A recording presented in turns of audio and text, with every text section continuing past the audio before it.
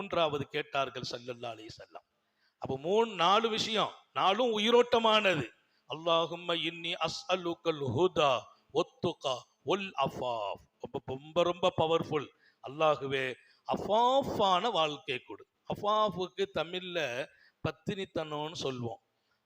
அதுக்கு பொருள் என்னன்னா, எதுவெல்லாம் அல்லாஹ் ரசூல் அனுமதிக்கவில்லையோ அதில் ஈடுபடக்கூடாது. அடுத்தவங்களுடைய பொருளின் மீது அஃபாஃப் வரணும். அடுத்தவங்க பொருள்னா மற்றவங்க பொருளை நாம ஏறிட்டே பார்க்க கூடாது.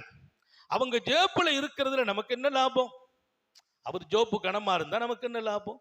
அவர் பாக்கெட் நிறைய இருக்கு, நமக்கு என்ன லாபம்? அஃபாஃப் என்றால் அடுத்தவர்களுடைய பொருளின் மீது நீ ஆசைப்படக்கூடாது. அடுத்தவர்களுடைய மானங்களில் குறுக்கிடக்கூடாது. பெருமக்கள் எழுதுறாங்க அஃபாஃபுக்கான பொருள். அல்லாஹ் சொன்ன வார்த்தை அஃபாஃப். குர்ஆனிலே சொன்னான், ஒமன்கான கனியன் ஃபல்யஸ்தாஃபிப். அனாதை சொத்துக்களுக்கு பொறுப்பெடுத்தவர்கள் வசதியோடு இருந்தால் அந்த பணத்தில் உங்களை தடுத்து கொள்ளுங்கள். உங்க கையில இருக்குது, அனாதைகளுக்கு 1 கோடி ரூபாய் சொத்து உங்கள்கிட்ட இருக்குது. அவங்க வாப்பா இல்ல, உம்மா இல்ல, யாரும் கேட்க முடியாது. ஆனா உங்களுக்கு வசதி தனியா இருக்குது. ஃபல்யஸ்தாஃபிப். நீங்க அந்த காசை தொடுவதிலிருந்து உங்களை தடுத்து கொள்ளுங்கள். தொட்டுடாத. அங்க அல்லாஹ் அஃபாஃப் வரட்டும்ங்கறான். உன்ன வசதி இருக்குது, அவன் காசை ஏன் எடுக்கிற? அவன் காசை எடுத்தா யாரும் கேட்க முடியாது. நான் பார்க்கிறேனே அல்லாஹ் சொல்றான்.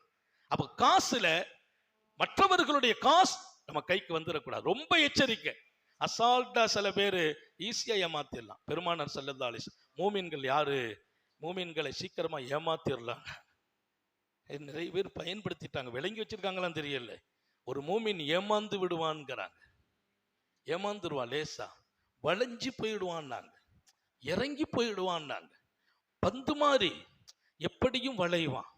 யாரு? ஒரு மூமினுக்கு சிஃபத்து ரசூல் ஸல்லல்லாஹு அலைஹி வஸல்லம் சொல்றாங்க, ரொம்ப மென்மையான சாஃப்ட்டுடையவனா இருப்பான். அது என்ன அர்த்தம்னா, அவ்வளவு சாதாரணமா இருப்போம். அவன் ஏமாறுறான்ட்டு நீ ஏமாத்திராத.